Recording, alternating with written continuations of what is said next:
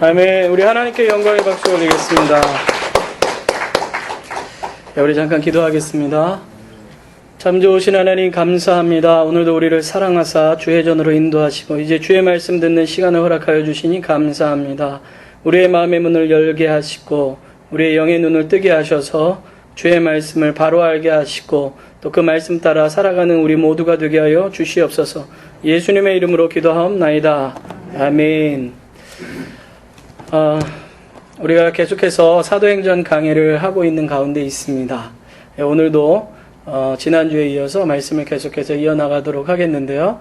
말씀을 계속 이어나가기 전에 먼저 동영상을 잠깐 보도록 하겠습니다. 이 동영상은 어떤 내용이냐 하면 우리나라에 예전에 오셨던 선교사님 중에 사무엘 무어라는 선교사님이 계십니다.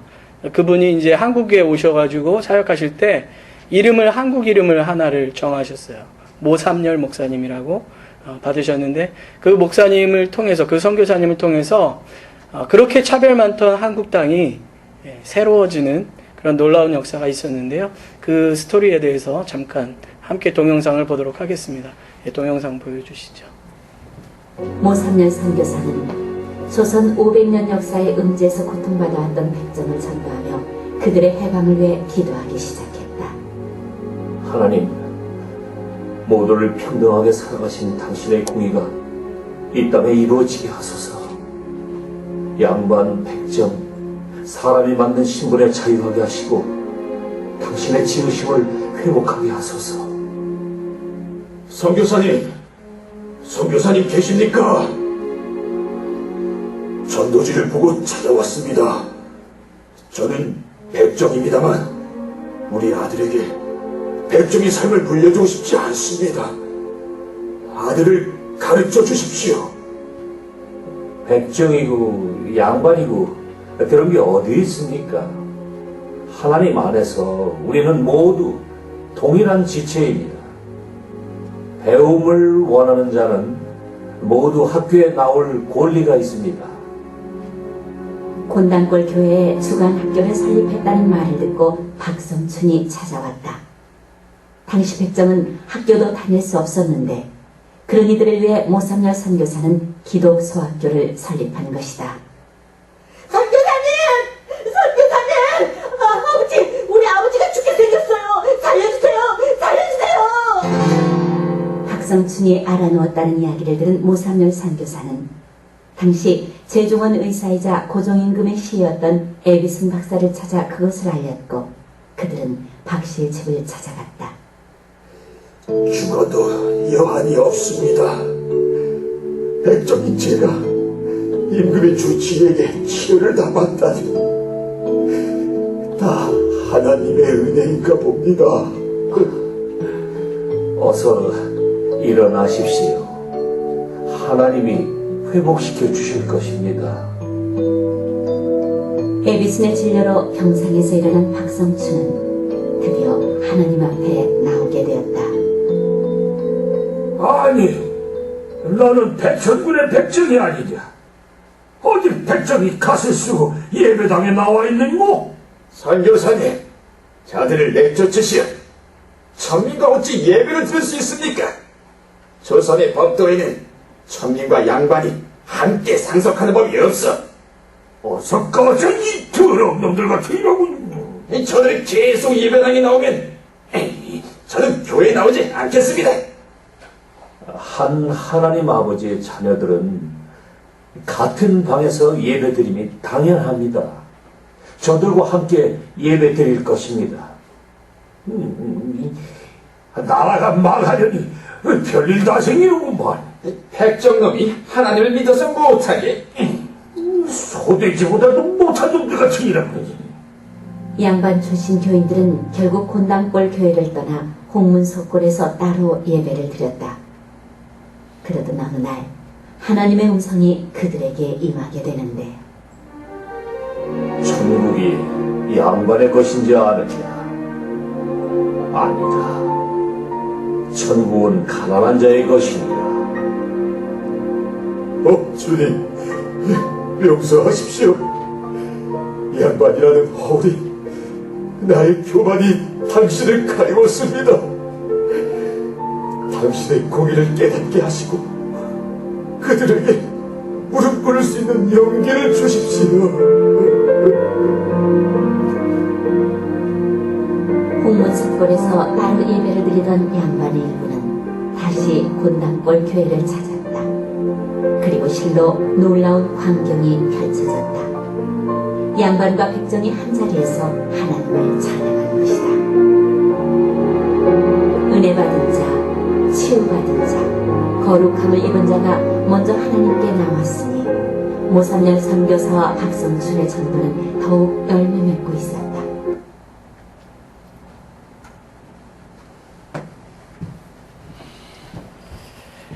어떻게 잘 보셨나요? 우리나라 옛날의 실정을 그대로 보여주는 내용입니다.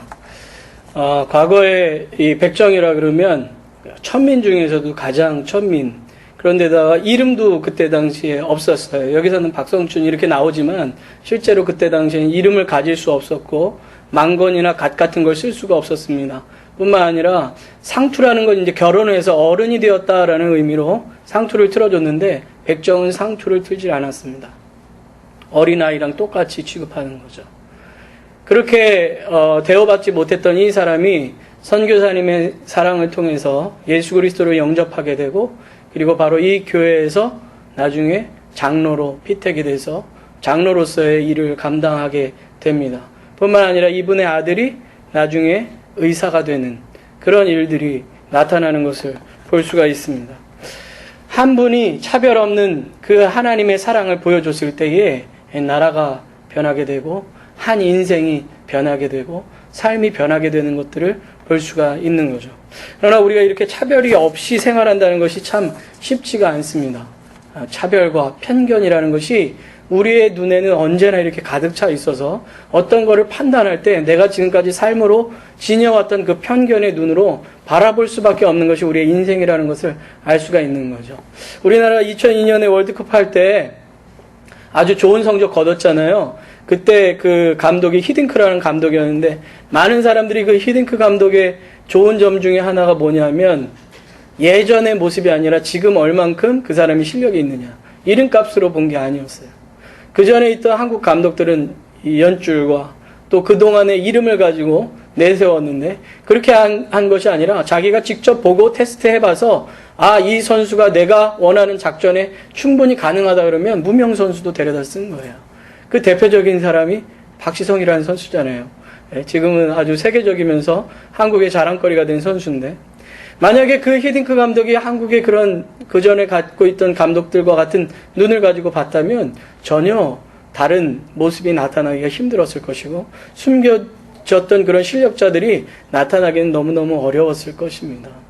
그런 것처럼 우리는 늘 이런 편견되고 잘못된 시각에서 벗어날 수 있어야 하는데요. 이것과 마찬가지로 유대인들도 굉장히 그 자기들만의 편견된 시각을 갖고 있었던 것을 우리가 볼 수가 있습니다. 유대인들은요, 자신들만 하나님께서 선택하신 선민이라고 생각했어요. 자신들만이 구원받을 수 있을 거라고 생각했습니다. 그 생각이 너무 강하다 보니까 나중에 예수님께서 제자들에게 죽으시고 부활하신 후에 오직 성령이 너희에게 임하시면 너희가 권능을 받고 예루살렘과 온 유대와 사마리아와 땅끝까지 이르러 내 증인이 되리라 말씀하셨지만 그들의 교회는 예루살렘에서 벗어나지를 못했습니다. 그러나 스데반의 순교와 박해가 왔을 때에 주님께서는 그 믿음의 사람들을 흩어 뿌리시게 되죠. 그 뿌려진 사람들 중에 이 빌립이라는 사람이 사마리아 땅에 가서 그동안은 정말 여기서 백정을 보는 것처럼 소돼지같이 여겼던, 짐승처럼 여겼던, 개처럼 여겼던 사마리아인들에게 복음을 전하는데 그 성이 복음을 듣고 변화가 되는 놀라운 역사가 일어나게 됩니다. 뿐만 아니라 하나님께서 우리가 지난주까지 봤던 것처럼 베드로를 예루살렘에서 루따로, 루따에서 요빠라는 땅으로 인도하시면서 이제 점차 복음을 이방인 지역으로 확장할 수 있는 준비를 시켜주시는 것을 볼 수가 있습니다. 뿐만 아니라 우리가 지난주에 봤던 것처럼 피장 시몬이라는 사람 집에서 며칠 동안 거하게 되죠. 이 피장이라는 직업은 마치 백정과 같이 죽은 가축에서 가죽을 도려내어서 가죽으로 물건을 만드는 사람입니다. 유대인들이 봤을 때는 죽은 시신을 만지는 거기 때문에 아주 부정합니다. 그래서 유대인들은 그들과 같이 하지 않던 사람 중에 한 부류가 바로 이 피장인데 베드로가 그 집에서 유하면서 아마 그러한 자기가 가졌던 고정관념을 조금이나마 깨지 않았는가 그런 생각이 듭니다. 그렇게 그가 요빠라는 곳에 있을 때에 하나님께서 또 이방인인, 로마인이자 그리고 완전 개종자도 아니고 할례받지 않고 그냥 하나님을 경외하면서 구제를 열심히 하던 고넬료라는 사람에게 나타나시죠. 그러면서 지난주에 말씀드렸지만 고넬료야 이렇게 이름 부르시잖아요. 우리의 이름을 아시는 주님께서 이 이방인인 고넬료의 이름을 분명하게 아시고 고넬료야 부르시면서 말씀하시죠. 하나님께서 너의 기도와 구제를 기억하고 계신다. 하나님은 우리의 모든 것들을 다 기억하고 계시는 분이십니다.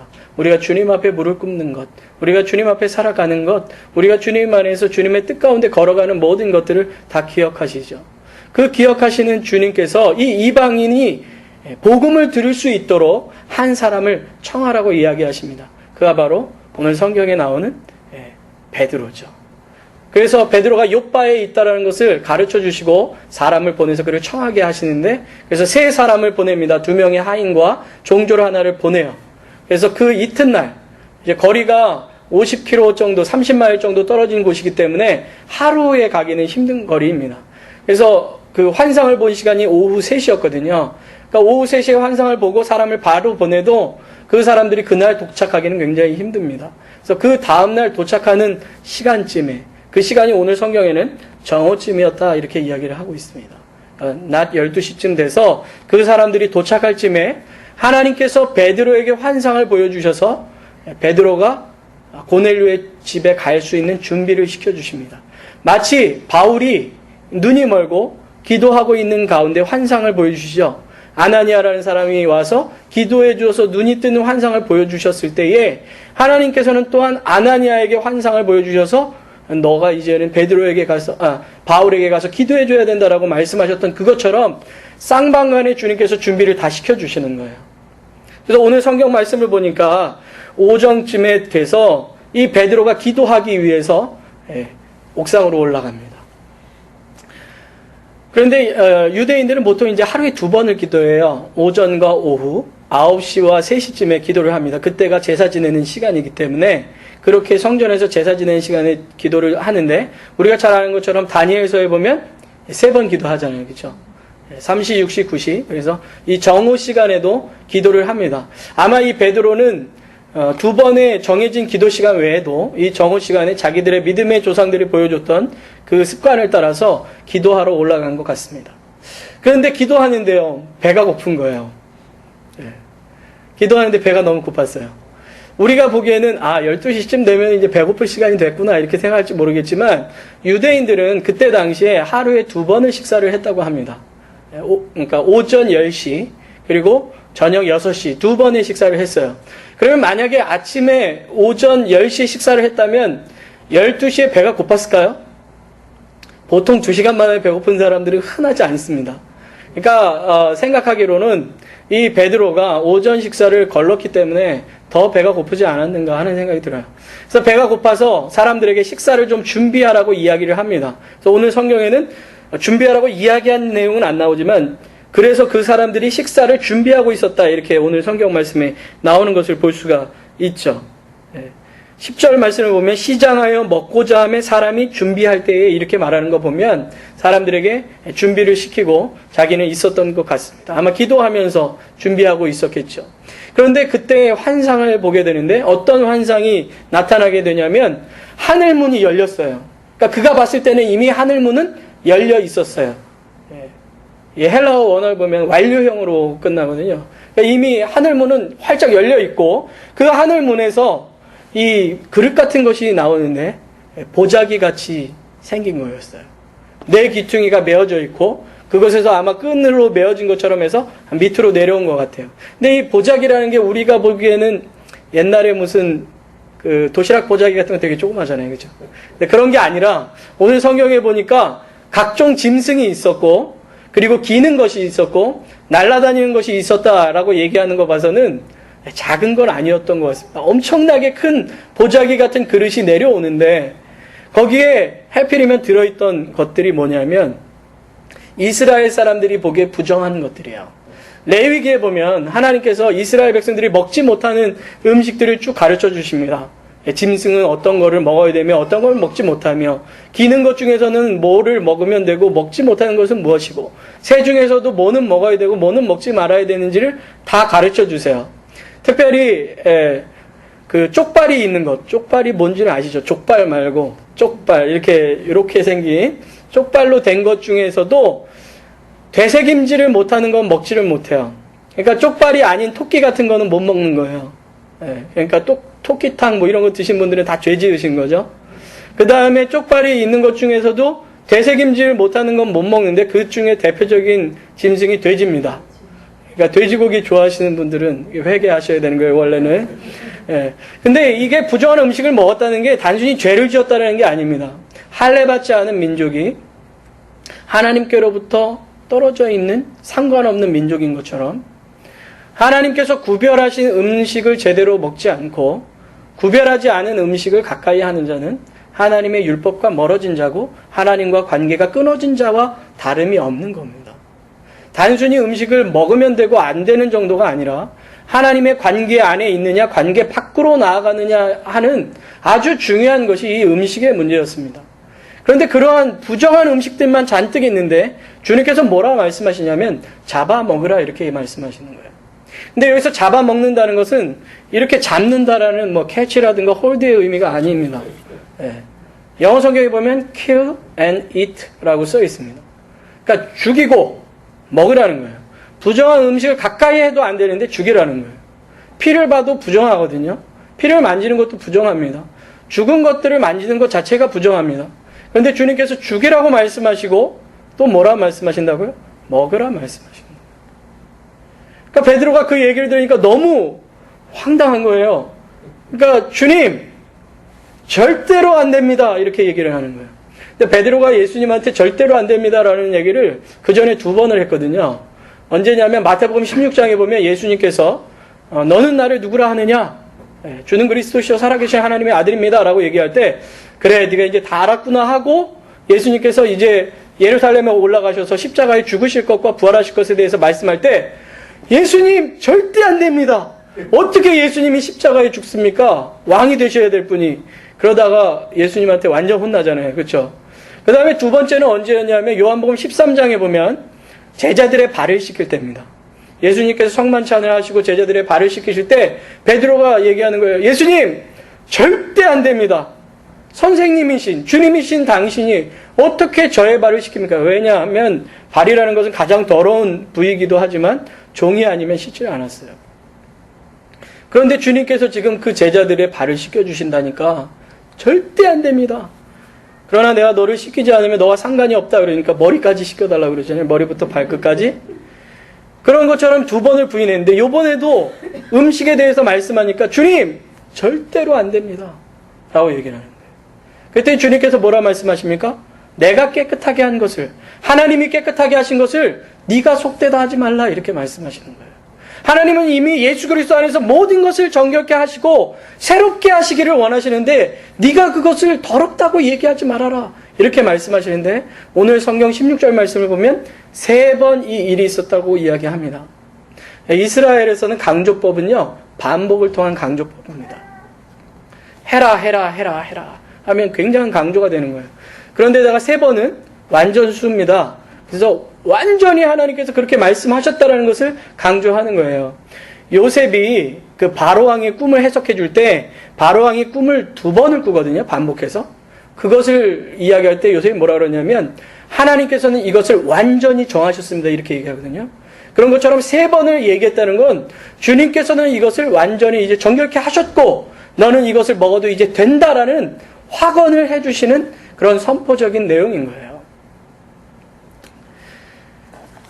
이 일을 통해서 이제 베드로가 다음 주에, 우리 다음 주에 이제 계속할 텐데, 이제 놀라운 일들을 하게 되는 그런 일들이 벌어지게 됩니다. 주님께서 이 일들을 통해서 사실은 이 음식과, 부정한 음식과 동일시되는 것이 지금 무엇이냐면 이방인이에요. 유대인이 아닌 모든 다른 민족. 그 얘기는 저와 여러분도 다 포함되는 겁니다. 원래 우리는 구원받은 선택된 민족이 아닙니다. 원래 우리는 하나님의 구원 계획이라는 것과 상관이 없는 것 같은 사람들입니다. 그러나 바울이 이야기하는 것처럼 본질상 우리는 진노의 자녀였고 주님과 먼 자녀였지만 예수 그리스도의 십자가의 공로로 말미암아 우리는 하나님의 자녀가 된 것이죠. 로마서 3장 말씀을 보면 그 하나님께서 주신 이 의는 십자가의 도는 차별 없는 의라 말씀하십니다. 세상의 어떤 민족이든 어떤 직업을 가졌든 어떤 모습으로 살아가든 상관없이 주님의 사랑은 모든 이들에게 미치는 그런 사랑이다 라고 말씀해 주는 것을 볼 수가 있는 것입니다. 그럼에도 불구하고 아까도 말씀드린 것처럼 이 제자들은 자신들의 생각에 갇혀서 예수 그리스도의 복음을 제대로 전하지 못했던 것들을 볼 수가 있습니다. 그러나 이것이 유대인들만의 생각이 아니에요. 그리스도인인 우리에게도 충분히 있을 수 있는 그런 일들입니다. 마치 조선시대에 예수 그리스도를 믿는 이 양반들이 천민들과 같이 하지 않으려고 했던 그런 내용과 마찬가지입니다. 한때 미국의 히피 문화라는 것이 굉장히 발전한 적이 있었죠. 베트남 전쟁 이후에 젊은이들이 반항과 여러 가지 그 억압된 것들을 풀기 위해서 머리를 이상하게 깎는다든가 물을 들인다든가 복장을 이상하게 한다거나 하는 그런 일들이 굉장히 많았습니다. 그들이 이 교회 안에서 얼마나 많은 정죄를 받았는지 모르겠습니다. 그러다 보니까 자연스럽게 교회를 떠날 수밖에 없는 상황이 됐습니다. 그때 많은 이들이 그 젊은이들을 향해 사탄의 자식들이라고 말하기까지 했던 그때에 척 스미스라는 목사님이 그들에게 다가가서 복음을 전하게 됩니다. 그리고 그들이 부르기 좋은 노래로, 곡조로 하나님을 찬양하는 노래를 만듭니다. 마치 우리가 예수님 찬양 불렀던 것처럼. 우리가 기타 치고 부르는 그런 찬양처럼 밴드를 만들어가지고 그런 사람들이 마음껏 찬양할 수 있는 자리를 만들어준 거예요. 그것이 갈보리 채플입니다. 지금도 미국에 얼마나 많은 지역에 이 갈보리 채플이 확산되고 있는지 몰라요. 저도 필라에 있을 때 갈보리 채플이 있어서 한번 가봤는데 아주 예배가 은혜스럽고 참 좋더라고요. 그러니까 우리가 봤을 때는 야 이건 뭐 말도 안 되지 어떻게 제가 어렸을 때도 그랬어요. 드럼이 이거 어떻게 여기 교회 안에 기타를 어디서 감히 그랬단 말이죠. 지금은 굉장히 많은 곳에 쳤지만 그렇게 옛날에는 속된 것이 주님 안에서 들어올 수 없다라고 여겨졌습니다. 그러나 지금 얼마나 그러한 악기들이 하나님을 찬양하는데 많이 쓰임받고 있습니까? 제가 아는 형제 중에 하나가 찬양하면서 이렇게 댄스하는 댄스 가수예요. 지금 이제 또 뮤지컬 배우로도 활동을 하는데 사람들이 옛날에 댄스하면 굉장히 아니다 이렇게 생각했습니다. 아니 주님의 전에서 무슨 춤을 그것도 뭐 이렇게 거룩한 막 이런 춤 아니고 이렇게 막 꺾어지고 뭐 이런 걸 막 하잖아요. 그러면 이거 있을 수 없다 그러는데요. 그 청년들이 하는 집회를 한번 가보세요. 자기에게 건강을 주시고 춤출 수 있는 재능을 주시고 주님의 찬양에 몸을 맡겨서 주님께 높일 수 있는 것에 대해서 얼마나 감사하며 그것을 고백하는지 모르겠습니다. 그 청년들 때문에 방황하는 이 청소년들이 그 청년들의 춤도 배우는 것뿐만 아니라 복음도 받아서 많은 청소년들이 교회로 돌아오는 것을 보게 됩니다.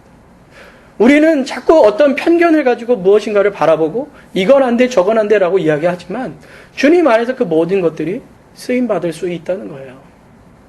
그 누구도 다 주님 안으로 들어올 수 있다는 겁니다.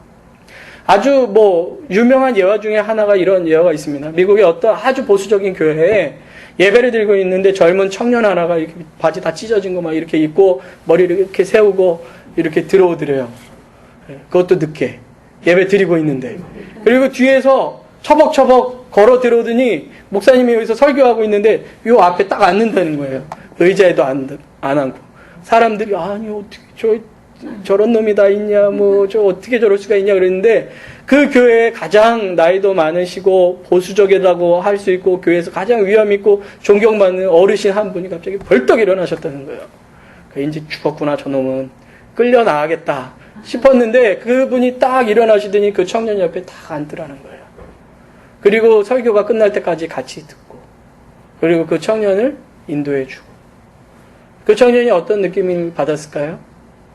야, 나같이 이렇게 버릇없고 이렇게 온 사람도 교회에서 이 연세 많으신 분이 나를 이해하고 받아줬구나 하는 생각 들지 않았겠습니까? 박광수라는 만화가가 있어요. 광수생각이라는 걸 쓴 사람이 있는데 그분에 대한 아주 유명한 예화 중에 이런 예화가 있습니다. 중고등학교 때 친구의 전도를 받아서 교회를 나갔대요. 이제 교회를 가야 되니까 처음 가는 거니까 어떻게 가는 것이 가장 좋을까? 그래도 처음 전도받아서 교회 가니까 가장 좋은 옷을 입어야 되겠다라고 생각을 했대요. 그래서 가장 좋은 옷이 그때 당시에 이 자기 또래에게 퍼진 이 트레이닝복, 우리가 얘기하는 추리닝, 그게 이제 유행인 거예요. 그래가지고 이제 새로 산 이 추리닝을 입고 이제 슬리퍼를 신고, 슬리퍼를 왜 신었는지 모르겠지만 하여튼 그거를 신고 나름대로는 이게 그래도 제일 좋은 옷이라고 생각하고 교회를 딱 나왔는데 교회 선생님이 어디서 교회 추리닝을 입고 왔냐고 막 뭐라 그래가지고 쫓아냈대요. 그래서 그 다음부터는 교회를 안 다녔다고 합니다. 난 절대로 이 교회 같은 곳에는 안 가겠다. 나는 나름대로 내 마음에 정성을 다해서 갔는데 그 사람이 무슨 마음을 갖고 왔는지 전혀 헤아려 주지 않고 겉으로 드러나는 모습으로 그 사람을 잘라버리는 거예요. 근데 얼마나 감사한 게 제가 이 예화를 또 찾아보려고 저도 이제 들은 예화이기 때문에 분명하게 해야 되잖아요. 출처를. 그래서 인터넷을 막 뒤져봤어요. 그래가지고 이 박광수 씨가 교회를 다니나 안 다니나 했더니 가족과 함께 교회를 다닌다 이렇게 나왔더라고요. 그래서 어찌나 감사한지. 어렸을 때 그런 상처로 교회 안 나온 사람들 꽤 많거든요. 어른들의 시각, 편견. 이러면 안 돼, 저래야 돼, 이런 편견으로 얼마나 많은 이들이 교회를 떠나고 교회에 못 들어오는지 모르겠습니다. 여러분 한번 생각해 보시죠. 지금 여러분들이 예배를 드리고 있는데 만약에 어떤 사람이 술에 아주 쪄들어가지고 옷도 별로 좋지 않은 옷에 냄새 풍기면서 여기 딱 들어와서 여기를 딱 앉았다고 생각해 보세요. 아마 다 인상 쓸지 모르겠습니다. 뭐야 이 사람. 교회를 오는데 술을 마시고 옷도 저게 뭐야. 그렇게 생각할지 몰라요. 근데 이와 동일한 이야기를 제가 이재철 목사님이라는 분의 간증을 들을 때, 설교를 들을 때 들은 적이 있습니다. 어떤 젊은 사람이 잘못해서 어떻게 해서 사람을 죽이게 됐어요. 도망을 쳤습니다. 그런데 교회에서 울리는 종소리를 듣고 내가 그래도 회개하고 자수해야 되겠다는 마음을 딱 갖고 교회를 들어갔어요. 근데 이미 술을 많이 먹은 상태였어요. 근데 사람들이 계속 쳐다봐서 도저히 그 자리에 앉을 수가 없어서 나왔다가 나중에 다시 잡혀서 감옥에 있을 때 이재철 목사님과 만나면서 그런 이야기를 했다 그래요. 얼마나 많은 사람들이 허탈한 마음을 가지고 자기의 지금 현재 상황과 상관없이 교회를 나올 수 있는지 모릅니다. 그러나 우리는 얼마나 많은 잣대로 그들을 제하며 그들을 주님께로부터 받지 못하고 밀어내는지 몰라요. 지금 유대인들과 전혀 다른 게 없습니다. 옛날에 백인들이 얼마나 그 흑인들을 성경을 인용해 가면서까지 노예로 쓰는 것을 당연시 여기고 자기들 교회 안에 못 들어오게 했었습니까? 그게 아주 오래전 얘기가 아니에요. 1960년대에 한참 그랬었고 제가 아는 목사님은 바로 몇 년 전에도 그걸 경험했다고 이야기합니다. 흑인이 한 명이 백인 교회에 딱 들어갔는데 바로 경찰한테 연락해서 끌려갔대요. 그런 일들이 우리 안에 수없이 있을 수 있다는 거죠. 그러나 우리 주님의 사랑은 그러한 사랑이 아니었다라는 것이죠. 차별 없는 의였다는 거예요. 예수님은 창기도 받아들였고 세리도 받아들였고 여러 가지 환자들도 받아들였고 사람들이 손가락질하는 그 모든 사람들을 친구로 여기시고 그들과 함께 하시며 그들의 삶을 변화시키셨습니다. 교회의 모습이 그래야 된다라고 생각해요. 우리에게 맡겨진 사명이 바로 그것이라고 생각합니다. 어떤 것을 정죄하고 잘라내기 이전에 하나님께서 우리에게 허락하신 그 사랑과 빛과 소금의 삶을 통하여 그들을 변화시킬 수 있는 그것이 참된 그리스도인의 모습이요 교회의 모습이라고 생각합니다. 오늘 주님께서 베드로에게 내가 거룩하게 한 것을 속되다 말하지 말라 말씀하신 그 말씀을 기억하시면서 우리의 지금까지 가졌던 여러 가지 편견들을 버리고 주님의 사랑의 눈으로 다른 이들을 바라볼 수 있게 되시기를 주님의 이름으로 축원합니다. 기도하겠습니다. 참 좋으신 하나님 아버지 감사합니다. 우리가 얼마나 내 사고와 내 생각에 갇혀서 다른 사람들을 판단하고 그들을 정죄했는지 모르겠습니다. 주님 앞에 나오는 자들까지도 당신 같은 사람은 나올 수 없다라고 이야기를 쉽게 했는지 모르겠습니다. 그러나 주님은 모든 이들의 아버지이시고 모든 이들의 구원자이십니다. 주님은 차별 없는 의로 모든 이들을 십자가의 자리로 인도하셨습니다. 그 일들을 우리 교회가 감당할 수 있도록 주여 인도하여 주시옵소서. 예수님의 이름으로 기도하옵나이다. 아멘.